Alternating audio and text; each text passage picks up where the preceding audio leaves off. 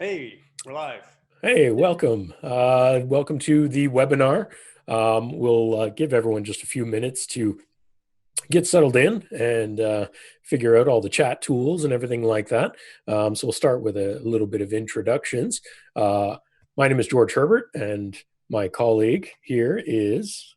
I'm also George. I'm George Burchell. I work with the marketing group. So you have two Georges here today to guide you through how to get set up with your virtual classrooms. And Exactly.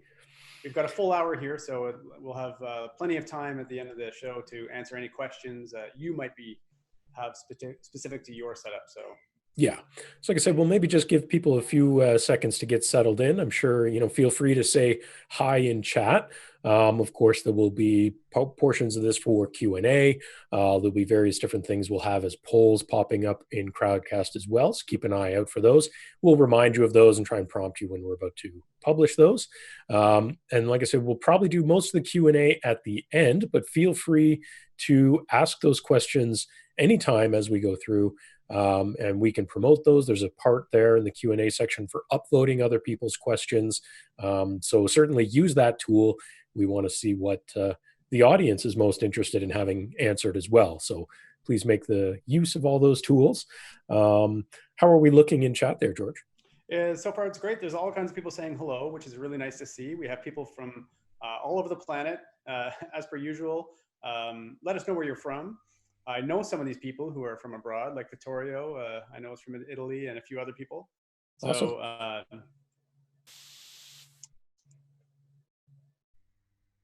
calling old school radio call out there. And we have about three people. We also have Tom Segers joining us today, right, George? We do, yeah. So if things look pretty settled in chat, I think that we'll kind of start going through some of these things and cover our agenda and some of the other topics that we want to cover today. So first off, of course, this is a webinar discussing how to get started with virtual classrooms. Obviously, right now, given the global conditions that many of us or all of us are under, many colleges, universities, and even elementary schools worldwide have had to close campuses in response to COVID-19. As a result, there's been a huge interest and increase in demand for online learning and how to approach that. Sometimes it's institutions that already have those structures in place. Other times it's people who need to get going right now and they don't have anything. So we wanted to cover some topics that will really help you get going in, as the title says, get started with virtual classrooms. And so, as George mentioned, we'll have Tom join us later, who's an expert in this, and go through some of those things. But for our main agenda today, we're going to be looking at the following. The first section, we're going to talk about 3 virtual classroom setups, a basic, intermediate, and advanced kind of setups. And depending on where you're at, you may fall into one of those categories, or maybe need to move from one category to another after already experimenting. So we'll talk more about that in detail. Second, we'll talk about video platforms when it comes to education. There's a lot of options there. Again, from the get it done quick to the more advanced, more full featured. We'll dive a little deeper there. And then we'll look at a very specific case study, from a face-to-face to online with Tom, our guest later. He's from Thomas More University of Applied Sciences in Belgium. So we're really looking forward to him joining us for that part of the conversation. And then after that, we'll dive into Q&A and look at your questions. Now, if there's a very pressing question, we may throw it in here in the middle, but we'll primarily hold them until towards the end. And so as things come up and as subjects come up, like we said, ask those in chat. We can promote them, ask them in the Q&A section, upvote other people's things. The polls will be going up. So for example, we should see a poll going up now. Were online classes deployed at your school before the global health crisis, or is this something that's coming out of the current conditions? So please vote in that poll. And not just us, but let everyone know where you're at. As a community, sharing these ideas will help everyone. So let's dive in, I guess. Yeah, this is kind of our bread and butter, really. I mean, we'll have Tom join us, and he'll be able to speak more to the CMS, LMS, so the platform side of where you want to push your video content. But we've been trying to talk people through how to set up different kinds of live event video solutions for years. George, you especially being on the leading the support team, you get calls. I'm sure your phone lines are flooded right now with people looking for how to get set up. So let's give them the quick and easy. Let's start with the quick and easy one, right? Yeah, absolutely. And it's funny because yes, exactly that. We're getting phone calls, emails, and chats from existing customers and prospective customers every day. And this is pretty much how those conversations go every time, where we start out with saying, well, you really have three setups for your classroom. And you're going to fall in there somewhere. The simple, get started quickly, get going quickly, maybe running with what you already have on hand without necessarily having to buy anything, but you might need to get a few little pieces. The intermediate level, where maybe you need to up that quality. Maybe you've already done number one, and it's just not really giving you the level of content that you ultimately desire for the students. And so you want to step it up a little bit. We look at, the second stage, intermediate, making it look better, increasing that quality. The third one, the advanced level, is where you're trying to replicate the classroom experience as much as possible virtually.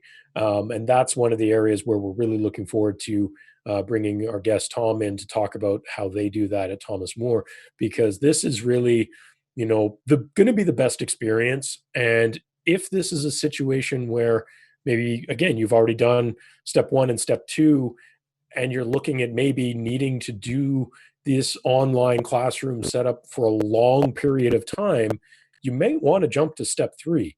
So we'll kind of break those down. Mm-hmm.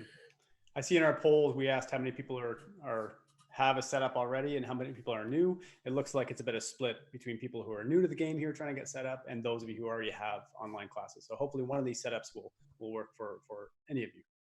Awesome. So picking the right one, the key considerations. These are kind of, pretty important in terms of figuring out where you're at. The first one is, how much time do you have?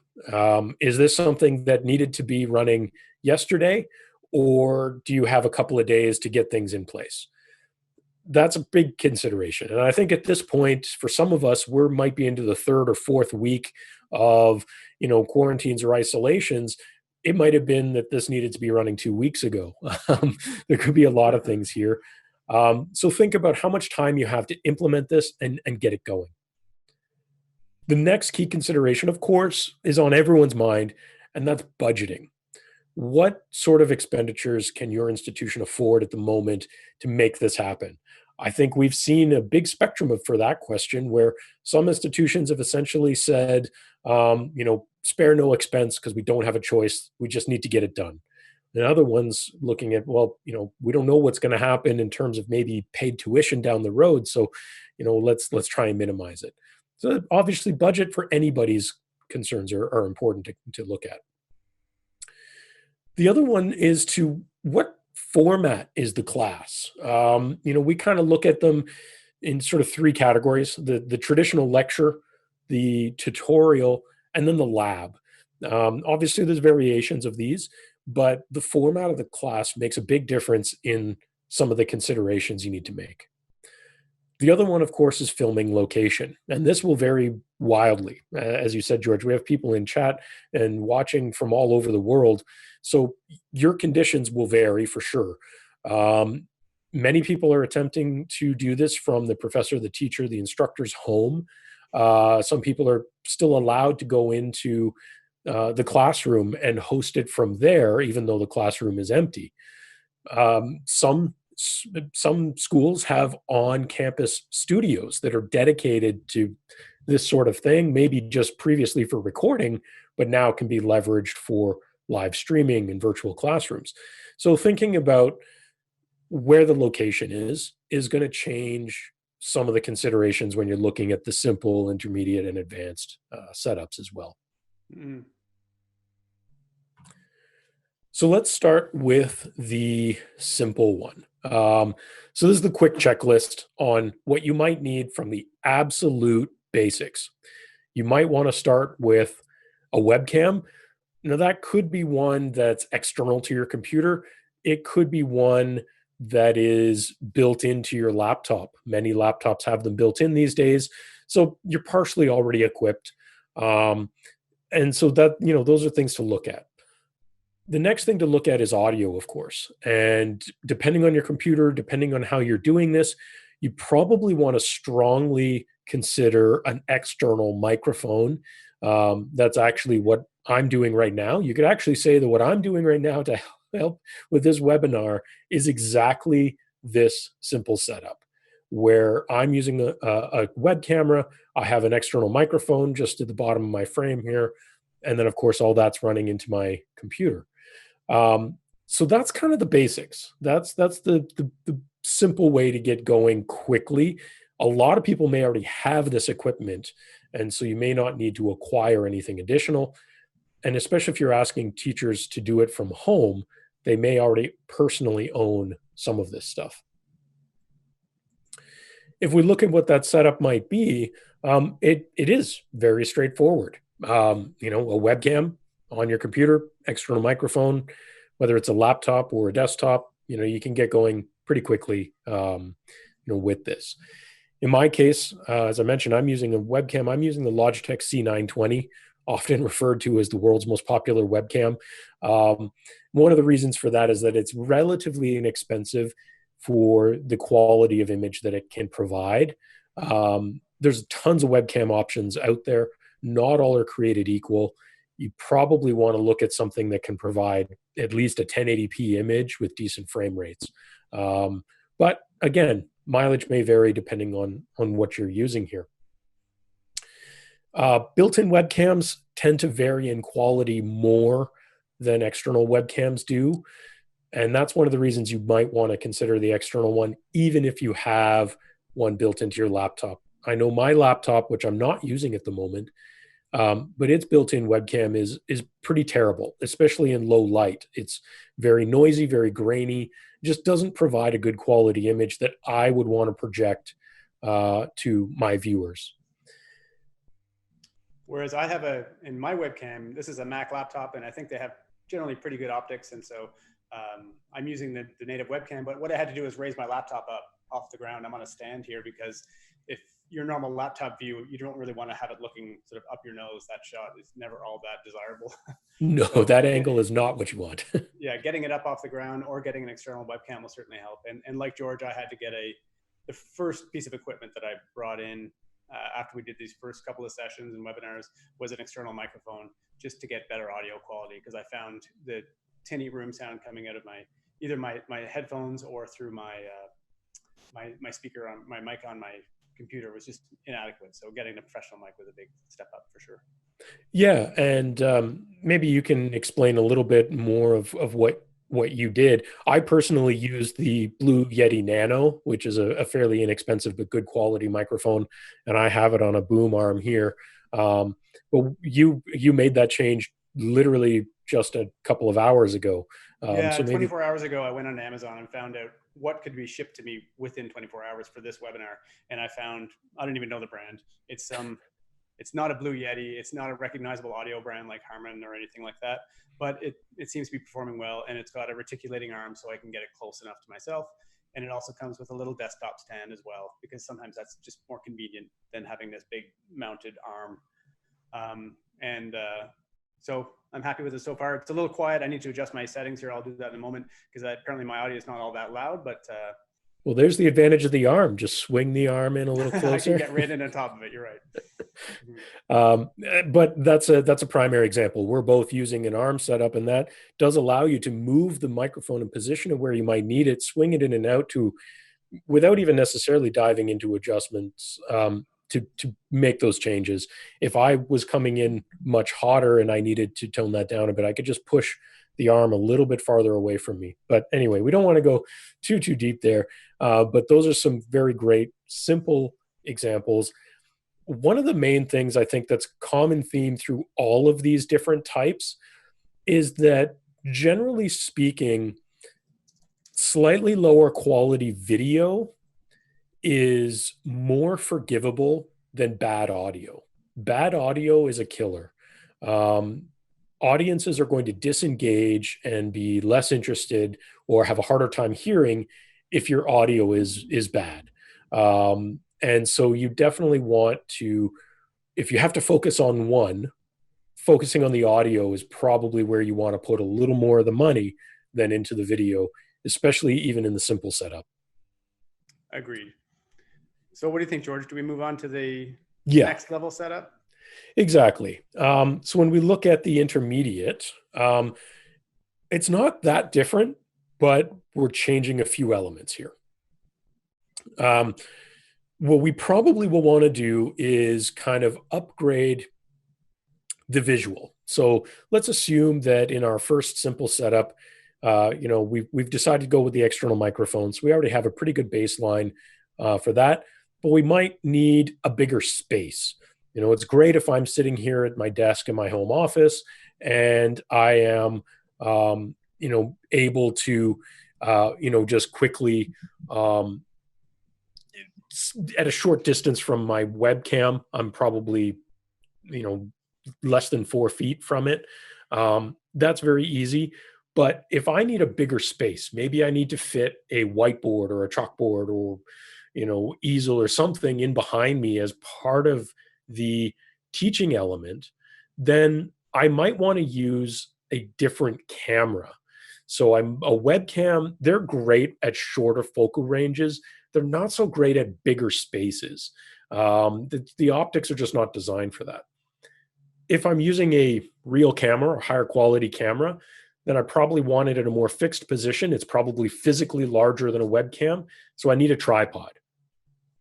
If I'm in a bigger space and I still need high quality audio, I could definitely use something like what I'm doing now, but at the distance, adjusting my gain, I'm probably going to pick up a lot more room sound.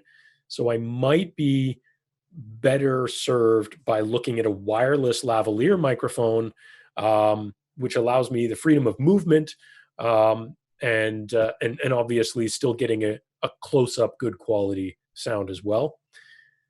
To get that camera into my computer, I'm probably going to need a capture card of some kind in order to, bring that all in together. And of course, I'm still going to need the computer or the laptop.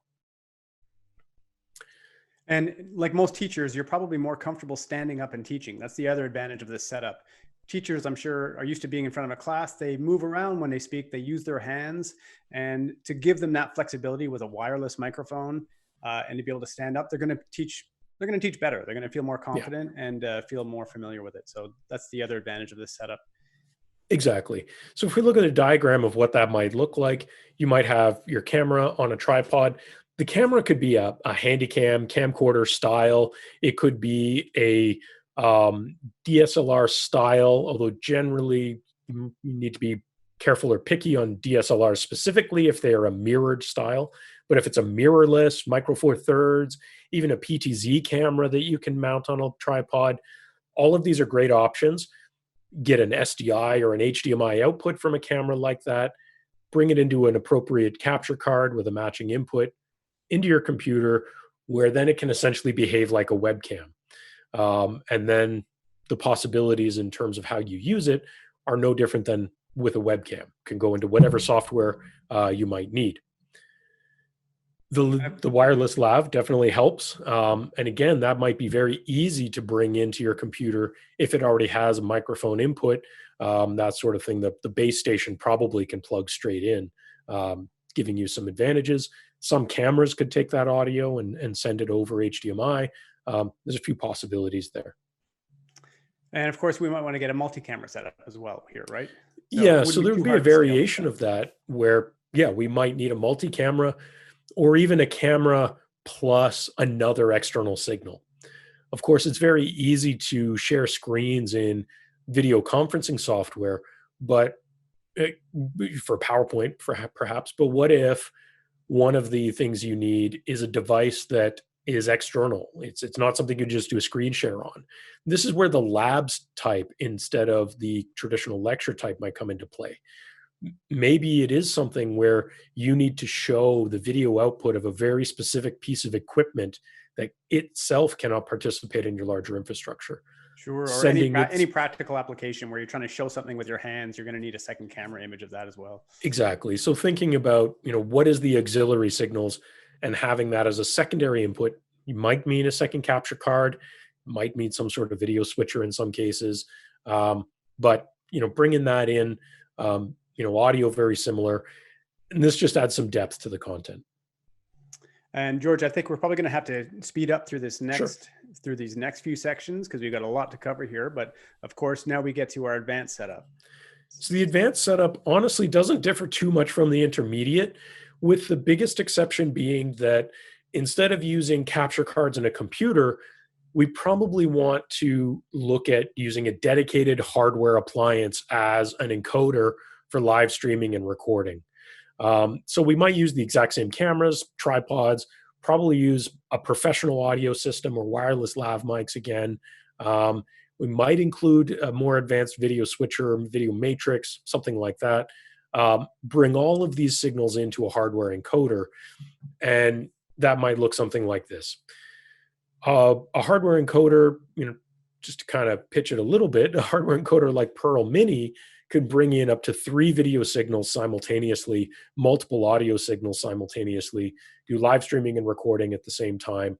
And as we'll talk about in a moment, even integrate within larger content management systems. So this can be sort of the main central hub of all your signals and getting your content where it needs to go, regardless of the platform that you might be choosing.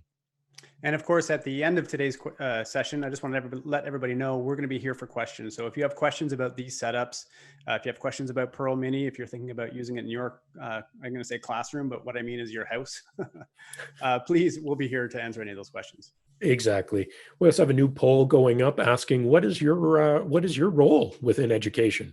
Are you a teacher? Are you an IT person, an AV person at the school? What is your role within the bigger context of this? So the other thing that going this route can offer you once you get to the advanced is mixing and switching in a much easier way. Picture in picture, side by side, switching between multiple layouts. You can literally do what we're doing for this webinar right now in this setup. So you can really do a lot when you start looking at the advanced, including, as I mentioned before, getting into different platforms. So platforms are probably as big as your physical setup. And that, we're not going to dive too deep on here because everyone's going to have their own choices and opinions. And we'll get Tom's opinion in a little while here on the choices that they've made. But if you're short on time, and I think everyone knows this, if you're short on time, you just need to get it done now. And we've seen this a lot with maybe office hours or homeroom hosting, where you could even use social media platforms. So you could look at using something that's completely free, like a unlisted YouTube stream, maybe even public if you're comfortable with that. It's going to give you the ability that it's recorded and live streamed, a little bit of management. There's some privacy settings. And of course, there's other similar platforms like that as well that you could leverage that are going to give you a few additional options. Ultimately, though, if this is something you are considering for a long term, not just get it done quick, but a longer period of time, maybe even once the current situation calms down and everything's kind of back to normal, this is something that may continue as just part of the ongoing education experience. You might want to invest in a content management system that's going to be more specifically tailored to the education market to serve your school long term. So when we look at that, a content management system, or CMS, is a platform, website, cloud-based solution that can host video classes, live streams, recorded information, all kinds of content, and manage it. It's pretty self-explanatory in its name, luckily. There are many of these that are designed specifically for education, but can also be leveraged for enterprise and all kinds of different things. They usually will include specialized features that are not going to be as present in some of the more basic free social media applications. Not totally dissimilar to what we're doing with this webinar through Crowdcast at the moment, with polls, quizzes, chats, Q&As, all these kinds of things. They typically are also searchable. They're easy for people to find it. From our perspective as Epiphan, when we're looking at our advanced level of capture and recording using something like a Pearl Mini or a Pearl 2, they can directly integrate with Panopto or Kaltura as content management systems. This means you can automate a lot of your workflow. The movement of the data is very quick and easy, and can become a permanent part of the infrastructure. There are also the possibilities of doing the video conferencing stuff, Zoom, Skype, Google Hangouts, any of WebEx, any of those, very common, very possible. Those you can do very well with just the simple hardware setup. You don't need to go to the advanced level necessarily. Mm-hmm. In fact, we'll be doing a show on that tomorrow, the Live at Epiphan show, which we do every Thursday. We're going to be doing a show about the differences between a conferencing software and live streaming software, because there's very clear advantages to both sides of those. And for a school, you're probably going to end up using both, no doubt, but there's limitations to each one. So it's good to have an understanding of when to use which one where. Right. So we do have a new poll going up as well, asking, has your school deployed a content management system for hosting or streaming video lectures? Is that something you already have, or something that haven't considered yet? Coming back to it, a CMS is basically more of a back end. It's kind of the hidden part oftentimes. Sometimes it's the front. It depends on the institution. But many times it's paired up with a learning management system, an LMS. The LMS usually has a much bigger role to play in the overall course material. Some examples of an LMS might be Blackboard or Canvas or Moodle, some things like that. So typically you wouldn't see hardware encoders directly integrating with an LMS. They're usually hitting a CMS first, supplementary to the LMS. And I know that gets a bit complicated, but for those that know, they know. But there's a lot of possibilities out there to consider. The general idea is that using both of these, learning management system is there for bigger, larger course material and all those things, where content management system is usually going to be focused more around video. And that's, the idea of all of this is to maximize the ability for the students to learn and get the information where it needs to be delivered in an easy to use and consume way for people who need to consume it, the students. So that's kind of a talk about that. I know there's a bunch of questions in there. Were there any hot ones that we want to address right away? Or do we think we can hold some of those for a little later? I think we can probably wait and do most of those questions at the end, George. And I know there's going to be more about the Perl systems as well. So okay, let's go ahead and move on to the next section where we bring in our guest. Yeah, so we're going to be discussing the pivot into virtual classrooms in Belgium at Thomas More University. So we'll bring in our guest.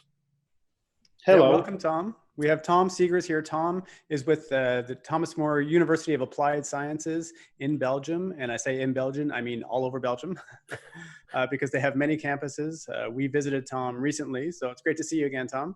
Hey, hello, Josh. Thanks for joining us today. So first basic question is, how are things going? Tell me about your life since I spoke to you a month ago when everything was relatively normal. What's life like now for you and the school? Yeah, we are like all the rest in the world in quarantine. So it started a couple of days when you left us. And for me, example, it started at that day in March, at a Wednesday when I think I had the disease. So I was put in quarantine at my home. And everything started from there, and it was a hell of a ride. Still is, isn't it? Yes. Yes, indeed. And how is your school coping with it? Were you prepared? Well, we prepared some, but it was such a quick rush. Yeah. Wednesday, I fell. I I fell out with the disease, and at Monday the whole country was in quarantine. So we had a couple of issues.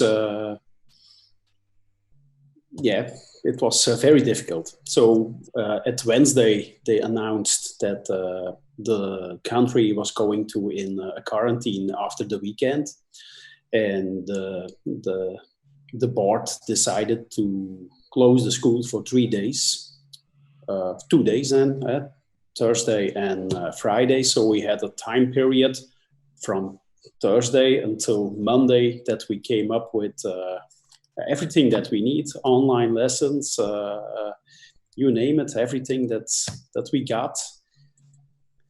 So at Thomas More, you were already pretty well equipped in terms of digital classrooms and leveraging a lot of the technologies we've already talked about.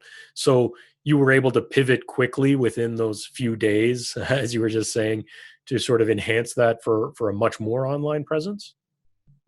Oh, some of them, yeah, but not all, because this is such a large scale that this was not normal. So we weren't prepared for it. I think nobody was. Right. So this is, and I will show it in some material that I can show you. But in fact, indeed, we had a couple of materials. We had a lot of pearls. So we have about 50 in total rooms that we can capture, where we can stream and something like that. So yeah, we had some, but that was a problem because the school just closed. So all of the materials are in the school, right? And we had to figure them out on, okay, how are we going to use that now? So that was a very difficult time. Yeah. So nearly a month later, where are you now in terms of getting those online classes running? We do a lot online lessons, but in fact we put our main attention was that everything has to go through the LMS. We have an LMS, it's named Canvas, and we have a CMS also. It's integrated in the LMS, it's Kaltura, and that should be the focus. We decided that it was and especially for the start, that was the easiest thing to do because we had a lot of experience with it. Right. So the teachers were told that they should make all of their courses blended. That's not easy, so they did it a lot, but you cannot do that in a time period of a couple of days where you can make everything blended. So blended, like we understand, then you have a digital course and you enrich it with video. But right. Every video, all the knowledge clips, you have to make them. So that's quite a big work. And therefore, we knew at a very short time that we also going to need online lessons. We had to be able to record a whole lesson from 2 hours or something like that. So for the moment, we do them all. There's one thing that we cannot do, and we thought that we are going to do it en masse, but that's streaming, because streaming is a little bit difficult because of the scheduling. Right. It's very difficult to make a scheduling with teachers, because teachers, they cannot come with the 20 to the school. They have to make an appointment. It's one teacher at a time, or two teachers at least, at max. So that was very difficult to support. So how are your students making video, or sorry, how are your teachers making video now? Are they coming to the school, or are they also equipped in their homes to create videos? We knew that the focus was that they're doing it on their computer. So Kaltura provides a Kaltura capture software, which is very handy. But we knew that there are going to be some problems with it. It depends very hard on your computer. if your computer isn't like 4 or 5 years old, if it is older, you could have a problem because of the performance and something like that. Audio quality, like you mentioned before. So therefore, my colleagues, when I was ill, because I couldn't provide the rooms, they make a couple of rooms with pearls inside it.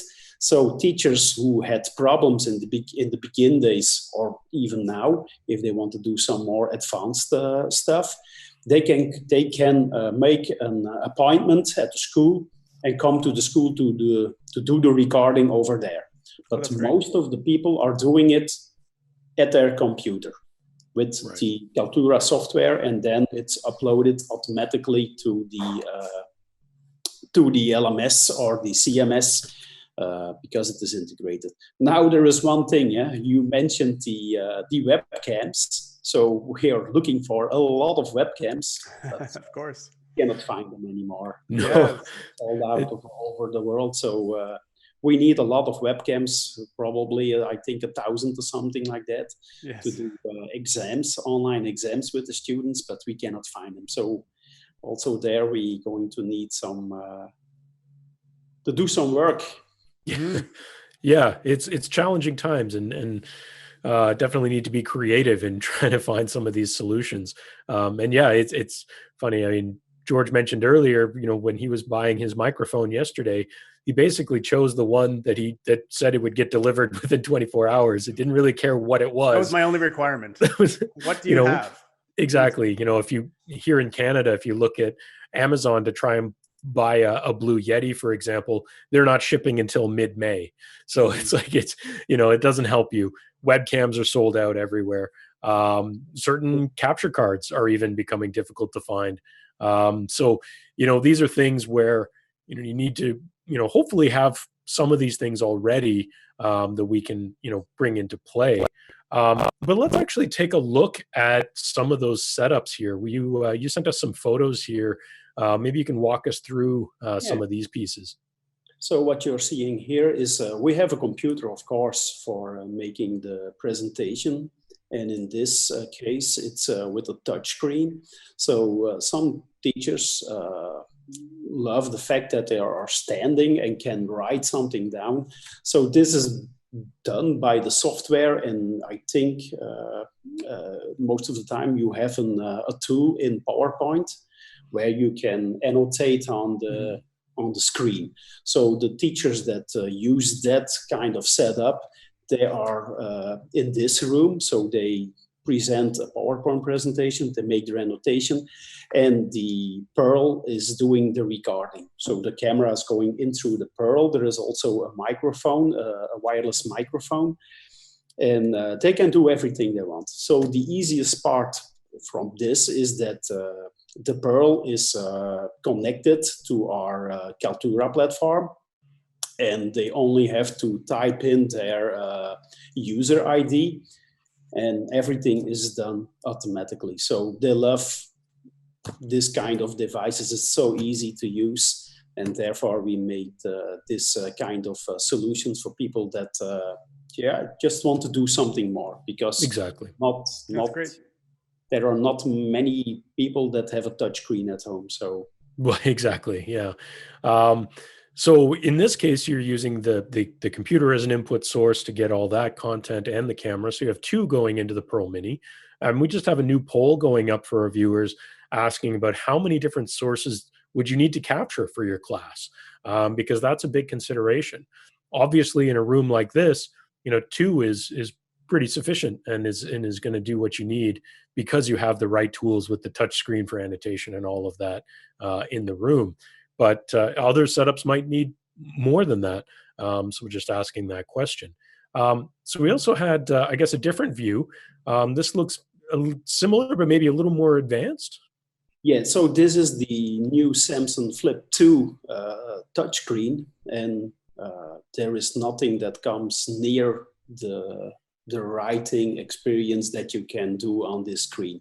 But it is a screen on its own.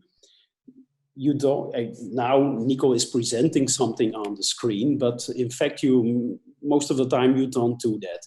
You just take this Samsung Flip as a whiteboard. So you have the old experience of writing on a whiteboard. You can erase with your hand.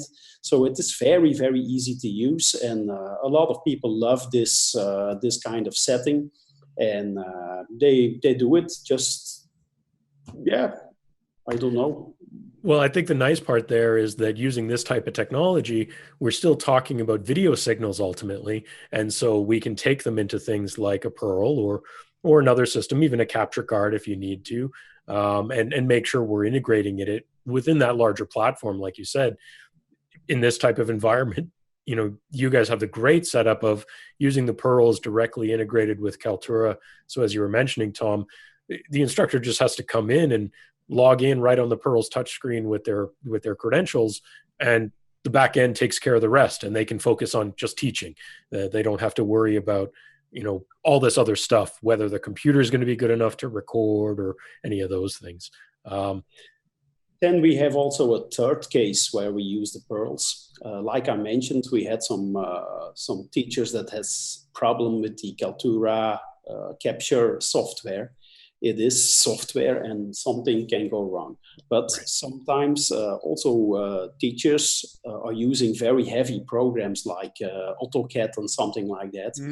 And then we loan them to the teachers so they can do it at home. They have a network connection at home and they can do the same thing that they are doing in the school, but they don't have to come to the school. Right. So we loan a lot of equipment for the moment at teachers so they can do everything at home. And absolutely. Tom, how are the students finding this experience so far? Do you have any feedback from them? Are they receptive to this system that you built? Yes, we did a lot of polls for how they are accepting everything and something like that. So the example that you're seeing now in the picture, that is most of the time being used to record knowledge clips, so very small clips, but also to make a whole course from 2 hours. And when it is the knowledge clips and they embed it they enrich the digital course, students don't have problems with it.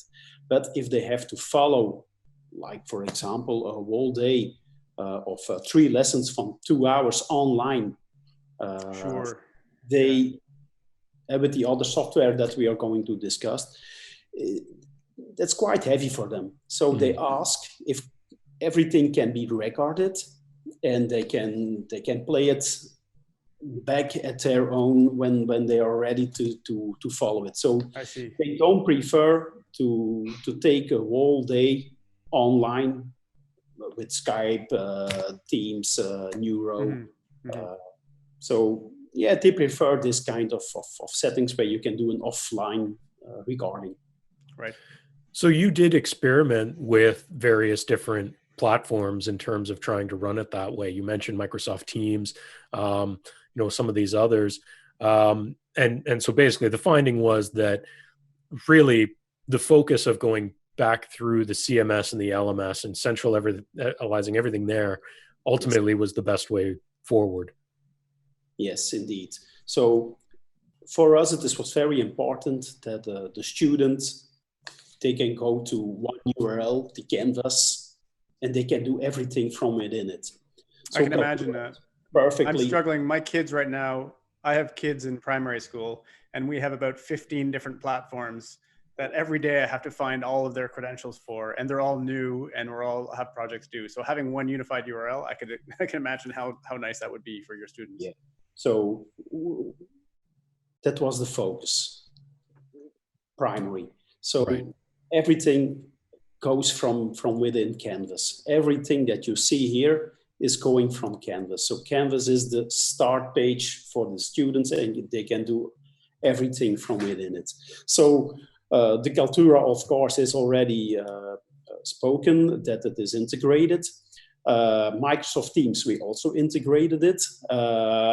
Sky for Business, that's not integrated, but that's the official communication system that we have internally in the school.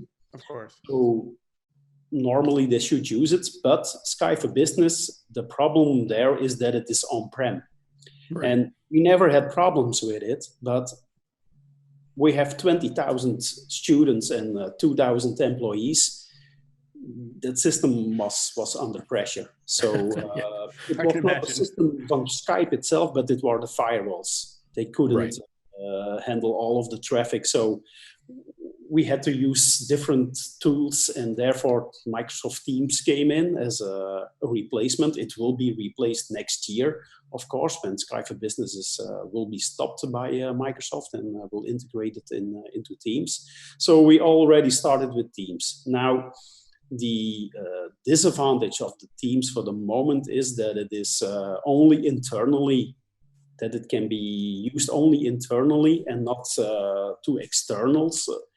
Public, like a host teacher or something like that. So we have to combine all of the tools.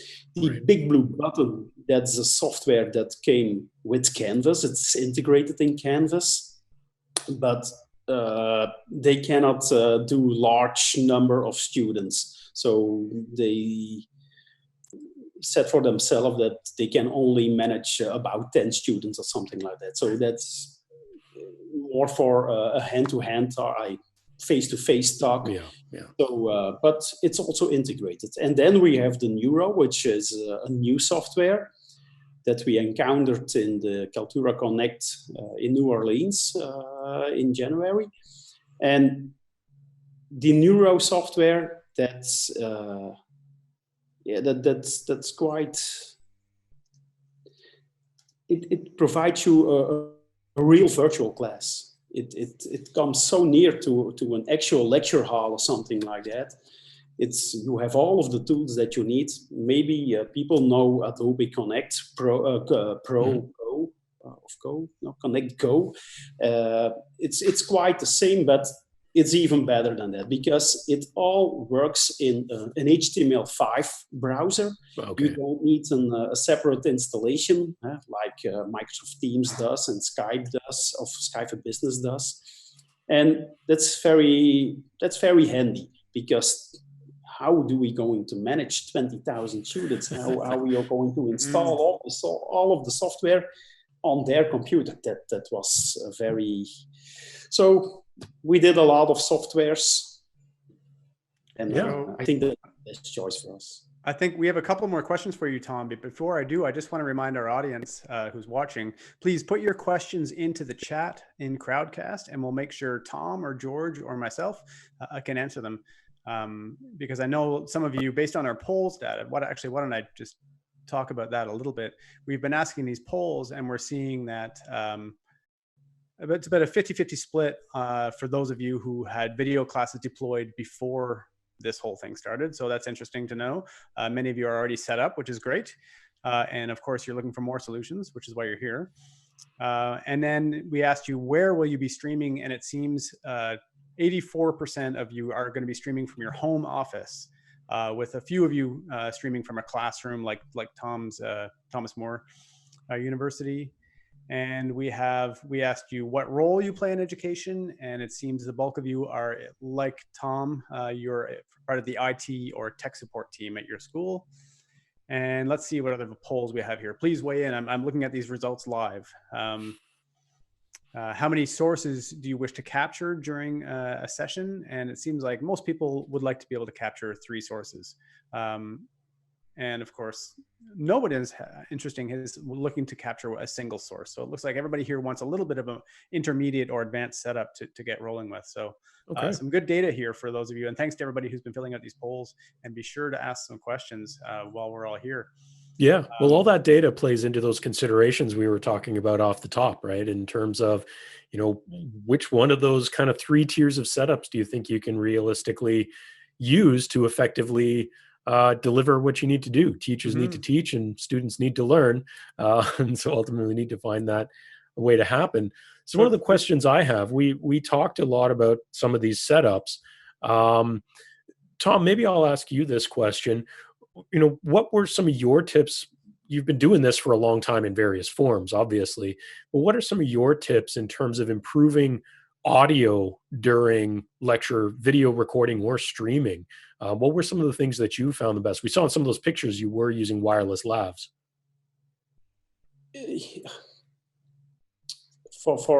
Because everything went so quick that from one day to the other the school closed, so we couldn't provide teachers with decent microphones and something like that. We also don't have 2,000 microphones in stock.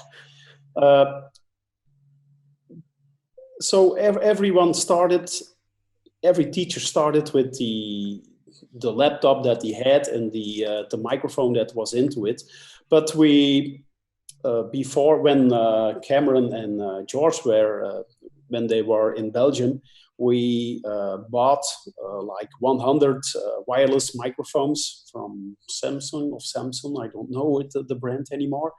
And we delivered them now to every teacher that has problem with the microphone from his laptop. But it's not, most of the time the microphones for the moment being, it's not big quality, but we can live with it for the moment, right? Because we cannot provide them with other. We should, but we cannot. No, understandable. But again, the difference between even just, microphone on a laptop versus the wireless lav or better makes a huge difference for sure. And I guess, one of the things that we run into, and maybe this is a broader question that we'll look at for everyone. And it's funny because while we were getting ready for this webinar and setting things up, Tom, you kind of raised this yourself a little bit, and that's about lighting.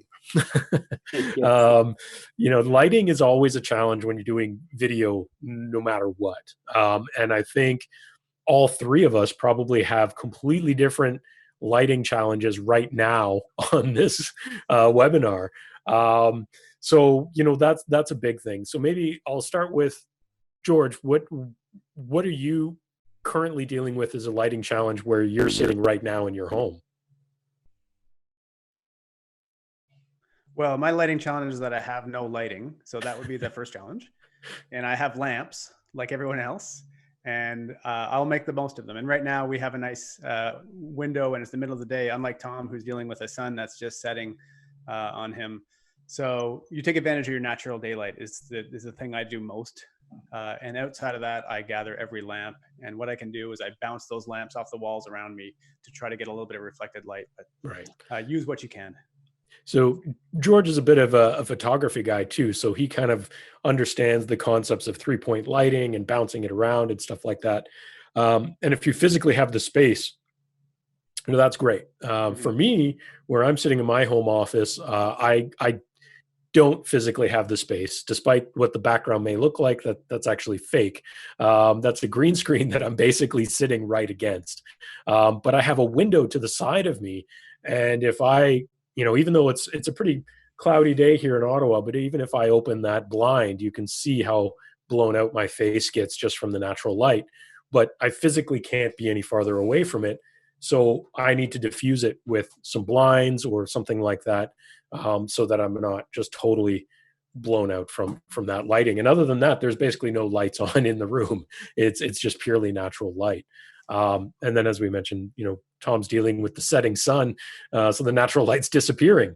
So that meant, going and grabbing all the lamps in the house or something. So we do have a couple of questions, George, from the Crowdcast forum here. So like I said, please ask these questions here and we'll try to get to them. I see the first question has already been answered about HDMI to SDI conversion. So I think I'll just skip that. The second question is, how can we solve the problem of overloading, like how to choose a better server? That's from Sarish Wahid. And I don't actually know what overloading they're asking about. Well, I suspect, and Tom will get your thoughts on this too, but I suspect it sounds somewhat similar to what you were struggling with Skype for Business being on-prem, where just once people are distributed outside of the premise, you just can't possibly deal with that amount of traffic trying to get back in. And so just the network infrastructure itself becomes overloaded. The firewalls can't process that much data. Switching net, can't handle that much throughput at some point. So that can be one type of overloading.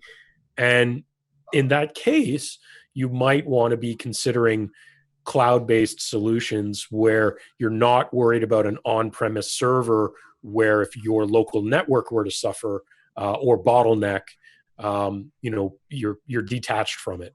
Did you have any other bottlenecks, Tom, in your setup aside from your Microsoft Skype limitation? The other three tools, Neuro, Microsoft Teams, and Big Blue Button, they are in the cloud. So yes, we have the two now, and that's very important that the cloud is much more mature than the inside hardware.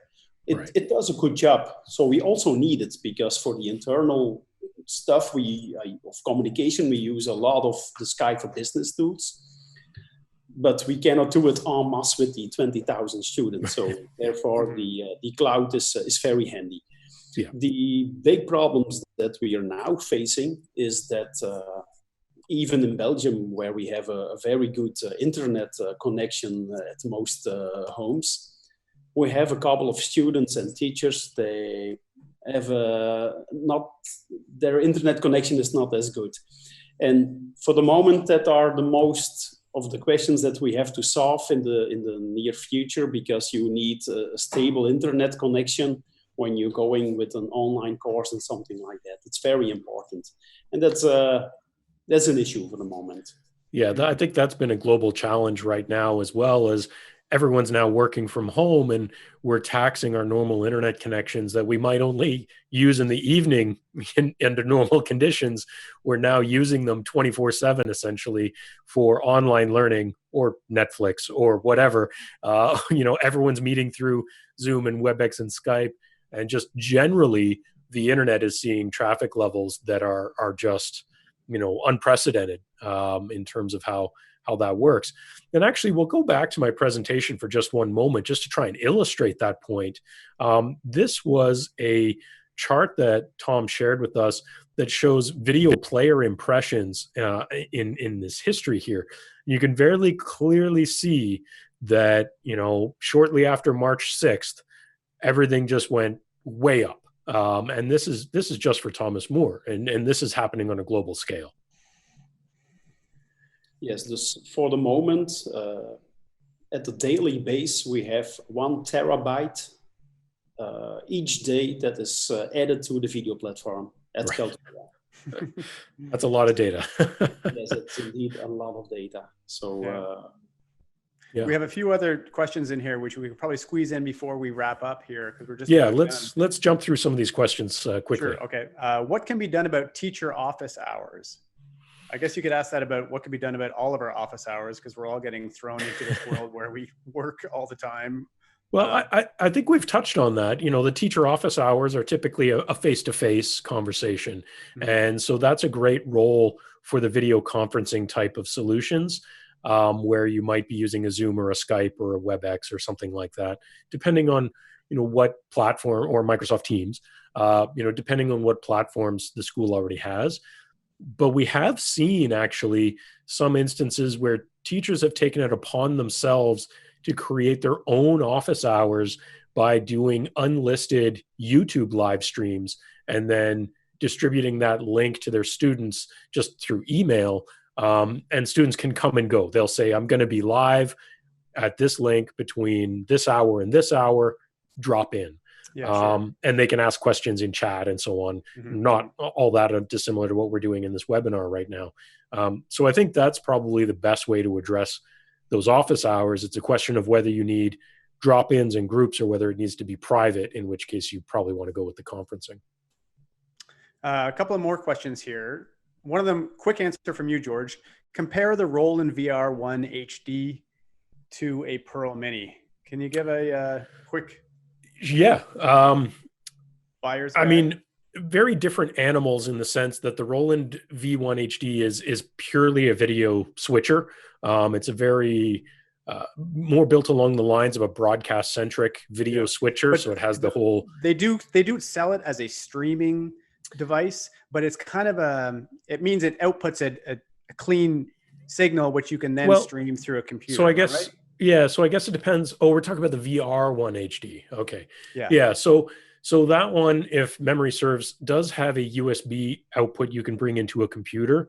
But that essentially makes it a capture card. It is not, if it's the one I'm thinking of. I think that's right. I will try to still need to have a computer to actually run a streaming application and do it there. Exactly. In which case you're running into some of the things that Tom mentioned earlier, where if you don't have a good enough computer to actually do that encoding work, it can fall down pretty easily. And yes, it is the one I was thinking of. And that's, don't get me wrong, I've actually wanted to buy one of those VR One HDs. I think they're super cool. They are cool, yeah. It's essentially a capture card and a video switcher smashed together. Yeah. It's not an encoder, where Pearl is a standalone encoder that doesn't need a computer. It's doing all of the encoding, streaming, and recording on its own. And like what Tom is doing at Thomas More, directly integrating into Kaltura to get that data where it has to be without any intervention. They can just log in on the Pearl touchscreen with their ID, and it's going to go where it needs to go. And it's very painless for the operator because they don't have to know anything about advanced software on their computer or the computer being fast enough or any of those things. I think that tools like the VR One HD are very cool because they amalgamate a few different pieces together, but is still not a standalone all-in-one solution. A few more quick questions, and then we'll try to wrap up to keep this to our hour. Mike Bell is asking, can you use Pearl Mini to stream to Microsoft Teams meetings? To meetings, no, because the Teams meetings are essentially a video conference like a Zoom or a WebEx. But Microsoft Teams has a component for events, which is live streaming in the traditional sense, where you can push an RTMP stream to that event, and Pearl can do that.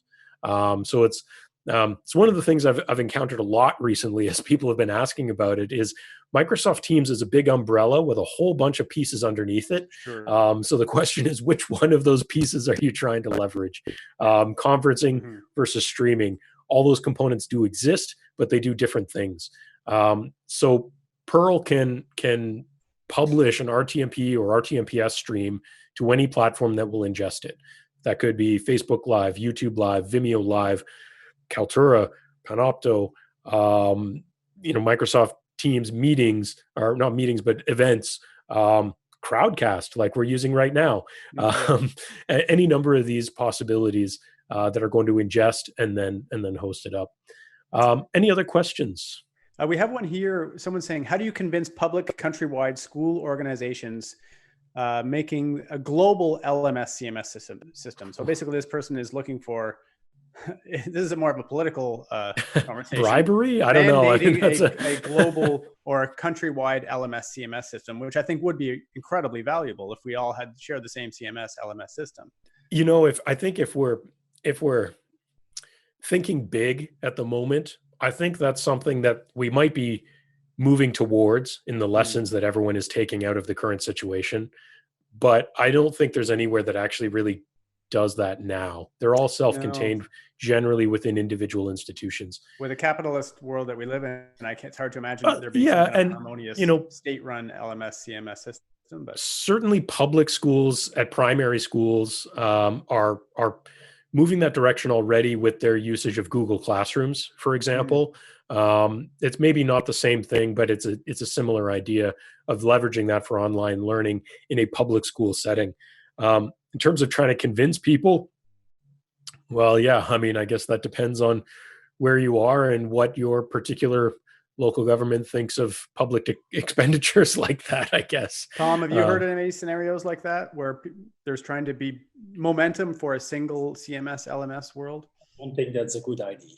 The competition between them, and for example, we choose now. We have Canvas. We came from Blackboard. You have Moodle in the Scandinavian area. Yes. It's healthy. It's healthy that there is competition. So Mhm. I don't want to have one system globally that's not healthy. Right. Yeah. And not every country and not every school is the same. They need different tools. We've been talking with Tom about a lot of the things that they're doing, but not every school is necessarily going to need the same tools that Tom has implemented either. You're going to need a different set to serve whatever your audience can and can't do in their any given situation. Any other questions? I know we're getting long on time. I think that's about it. That's about it for today. Actually, we're going to wrap things up. We're a little over time, and we've got a lot of great questions in here. I want to thank everybody who joined us today. Of course, yes. We hope that we were able to give you a bit of insight into your school setup. If you want to hear other webinars from us, or if we missed something, please let us know, because we have a whole slate of content planned over the next month to try to address some of the issues that we're seeing right now. So we'd love to hear your feedback on that. So please let us know. Absolutely. And if you are looking for specific products from Epiphan, of course, epiphan.com/products, you'll see things like the Pearl Mini, Pearl 2, even our capture cards, which we addressed in our intermediate level of usage. All of those are listed on our website with lots of information there as well. So check those out if you feel like you're in one of those baskets of needs. And of course, we want to thank Tom for joining us and really sharing his depth of knowledge and how they've managed to pull something out of all of this chaos and make something work. So thanks so much, Tom, for joining us. We really appreciate it. Thanks. Thank you. Thanks, Tom. All right. Thanks, everyone. And stay tuned for more webinars. But that's it for today. Cool. See you. Thank you.